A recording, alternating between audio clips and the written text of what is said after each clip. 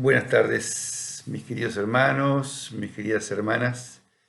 Vamos a reflexionar hoy sobre un hermoso evangelio que la Iglesia nos propone en este tercer domingo del tiempo pascual, tomado de Juan en el capítulo 21, del 1 al 19. Es la última aparición de Jesús en el evangelio de Juan y muchos consideran que bien puede ser como un añadido, pero que sin embargo esta escena para nosotros hoy especialmente creo que tiene una tremenda fuerza simbólica.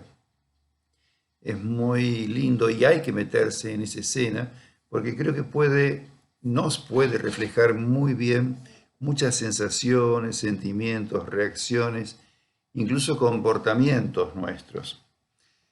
Bueno, los discípulos con sus esperanzas rotas después de la muerte de Jesús, a pesar de que Jesús nos acaba de contar Juan en la aparición anterior, los ha enviado, les ha regalado su espíritu, sin embargo vuelven a lo mismo, vuelven a la pesca, vuelven a sus rutinas de siempre. No han encontrado todavía la orientación, la fuerza, ¿no?, para hacerse cargo de esa misión que Jesús les encomendó. Todos los simbolismos de esta escena, está llena de símbolos, ¿no?, reflejan la situación en que ha quedado esa comunidad. Ya fíjense, no están los 12, no están completos, son 7, que también es un número muy significativo. Es de noche, el fracaso de ese intento de pesca, el cansancio, la frustración. Y un grupo muy particular, porque ahí son 7, les decía, está Tomás, el famoso incrédulo del domingo pasado, está Natanael, que era de Caná de Galilea, que no era un pescador, sin embargo está en el grupo con ellos pescando, el que había dicho, de Nazaret no pueden salir nada bueno, ¿no? Y hay 2 discípulos de los 7 cuyos nombres no se dicen, pero está bueno, es porque de alguna manera nosotros podemos subirnos a esa barca con esos 2 discípulos. Nos representan un poco a todos, ¿no? Jesús vuelve a aparecer en la vida ordinaria, ¿ven? Sin pompas, sin vestiduras extrañas, sin resplandores maravillosos, deslumbrantes, como uno más, como uno de tantos, ¿no? Caminando por la arena, a la orilla del mar, disfrutando de uno de esos paisajes más hermosos que se pueden contemplar, ¿no? Un amanecer junto al mar. Nuevamente no aparece en un lugar sagrado, en el templo, sinagoga, sino aparece en la vida cotidiana, ¿no?, en contacto con la naturaleza, en medio de un paisaje familiar para ellos, ¿no es cierto?, pescadores que han vivido a la orilla del lago, un paisaje maravilloso. Y cuando está amaneciendo, cuando se va haciendo la luz, en todos los simbolismos, ¿no?, cuando la luz vence la oscuridad, aparece Jesús, ¿no?, con un saludo que es un saludo muy particular. Acá no dice paz ni alégrense, es un saludo muy cariñoso, yo diría como muy familiar, muchachitos. Utiliza un diminutivo de muchacho, de joven, muchachitos, ¿no? Pero su pregunta no es inocente, es como todas las preguntas de Jesús, una pregunta filosa, digamos, ¿no?, urticante, profunda, ¿no? ¿Tienen algo para comer? ¿No? ¿Ven? Jesús mete el dedo en la llaga, ¿no? Les obliga de alguna manera a confesar que no tienen nada que comer, ¿no? No les pregunta si pescaron o no, aunque en el fondo se lo está preguntando, ¿no? Es una pregunta que casi la podría haber hecho un mendigo, un pobre que está a la orilla del mar, ¿no?, y les pregunta, ¿tienen algo para comer que yo no tengo? Ellos no tienen nada, deben reconocer que no tienen nada. Y ese hombre de la orilla, también es significativo que Jesús se presente como alguien de las orillas, ¿no? Jesús está en la orilla, alguien de las orillas. Les da una indicación que, curiosamente, no saben que Jesús todavía, no saben que Jesús, ellos obedecen, ¿no? ¿Quién sabe por qué, no? Obedecen a esa indicación. Que insistan, ¿no? Tiren la red, tírenla otra vez, tírenla de otra manera, aunque no sea la hora indicada para pescar. Bueno, y cuando la pesca, llamémosla así, la pesca milagrosa se produce, casi no pueden con la red entre los 7, uno de ellos el discípulo al que Jesús amaba, el discípulo al que Jesús amaba lo reconoce. No lo reconoce por la voz, todos escucharon la misma voz, ni por alguna contraseña que los demás ignoraban, sino, fíjense, lo reconoce por el éxito de la pesca, por la abundancia desmesurada de peces. El discípulo al que Jesús amaba. No dice el discípulo que amaba más a Jesús. El discípulo al que Jesús amaba. Es el mismo discípulo que se reclinó en la cena sobre el pecho de Jesús, el que lo acompañó hasta el final, hasta el pie de la cruz, y que se queda con su madre, ¿no? El que corrió al sepulcro vacío, entró, solo vio el sudario, la mortaja, y creyó, aunque no viera a Jesús resucitado. Interesante, ¿no? El que más cerca estuvo de Jesús en el momento de la pasión y de la muerte fue el que más fácil y pronto lo reconoce. Porque el encuentro con el resucitado, con Jesús, encuentro transformador, encuentro que puede cambiar la vida, se produce más por el amor que por el conocimiento o por el comportamiento moral intachable.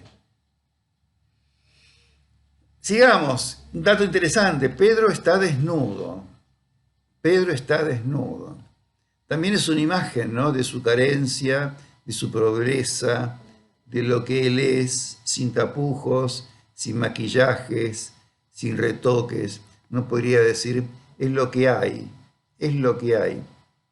Y, curiosamente, nos dice el Evangelio que se ata la túnica para tirarse al agua, y ese ata la túnica es el mismo verbo que utiliza Juan, el evangelista Juan, en la cena, cuando Jesús se desnuda y se ata una toalla a la cintura para lavar los pies de los discípulos.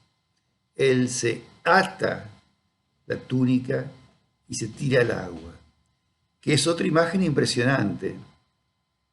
Otra imagen impresionante. Pocos de nosotros nos tiraríamos al agua por Jesús.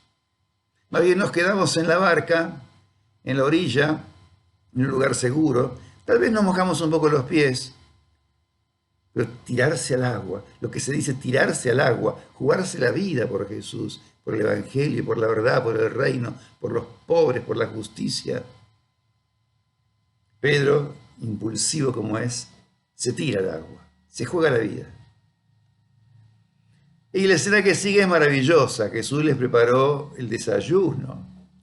Él mismo hizo el fuego, preparó las brasas, asó el pescado, procuró el pan. Fíjense, pan y pescado en abundancia para todos, los mismos alimentos que en la multiplicación de los panes. ¿Cuántas cosas habrán conversado junto al fuego? Jesús mismo, según su costumbre, sirve la mesa. Él parte el pan, él reparte el pescado. Y el Evangelio nos deja ahí un comentario que a lo mejor puede desorientarnos, nos da que pensar, ¿no? Decía el evangelista, ninguno se atreve a preguntarle quién eres, porque sabían que era el Señor. No se atrevían a preguntarle quién era porque sabían que era el Señor. ¿Ven? Porque Jesús es una presencia obvia para ellos, pero aún así sigue siendo misteriosa. Es el mismo, pero no es el mismo. Fíjense, aún su manifestación, su aparición, sigue exigiendo un acto de fe. Bueno, y luego de ese maravilloso desayuno viene el tremendo diálogo con Pedro, que merecería un comentario aparte. Lo cierto es que Jesús, fíjense, no le pide a Pedro que, bueno, pedime perdón, reconoce tu obstinación, tu cobardía. Tampoco le pide que repita la fórmula que Pedro había dicho cuando le preguntó, ¿se acuerdan? ¿Ustedes quién dicen que soy? Y Pedro respondió bien. Le pregunta simplemente si lo ama. ¿Me amas, Pedro? Esa es la condición sine qua non del pastor. No basta que sepa mucha teología, liturgia, ni que haga algún curso de liderazgo o de administración de los bienes parroquiales. Basta que ame a Jesús.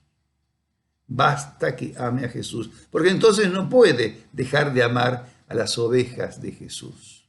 Son de Jesús. Bueno, ojalá que haya muchos pastores que amen a Jesús y a sus ovejas hasta el punto de dar la vida por ellas como el buen pastor. En cambio, yo diría que hay demasiados pastores que se aprovechan de sus ovejas para incrementar o su ego o sus bolsillos. Y lamentablemente esto ocurre en todas las iglesias, cultos, movimientos espirituales, apariciones.